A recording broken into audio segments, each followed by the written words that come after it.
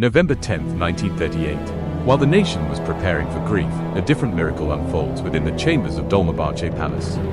Atatürk opens his eyes once more, taking a deep breath, holding on to life again. This would not only be the rebirth of a leader, but also the rebirth of the people's hopes.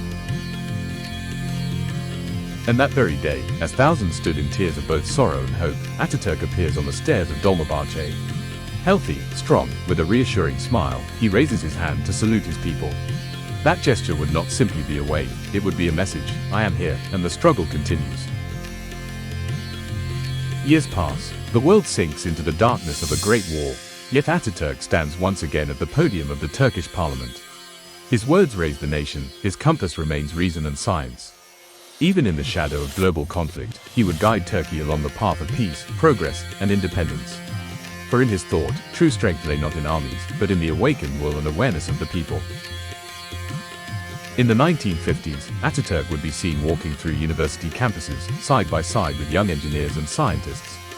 To them he would say, the future lies in the skies, in factories, in laboratories. His dream was not only political independence, but also economic and scientific independence.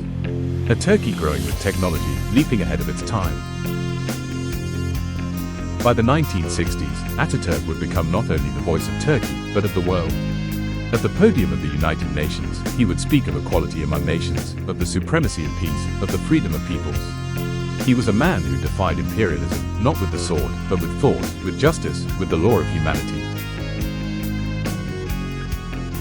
In the 1970s, as the Cold War divided the world, Atatürk would sit at the table of peace. From America to the Soviet Union, from Europe to Asia, leaders would listen. For his words were not born of power or profit, but of wisdom and balance. In his vision, Turkey would not only be a bridge between East and West, it would be a bridge uniting humanity. And time would pass. His hair turned white, his body aged, but his gaze still bright and young. Atatürk would stand on a balcony, watching the rise of a modern Turkey. Children holding books, women taking strong roles in society, youth creating inventions with computers.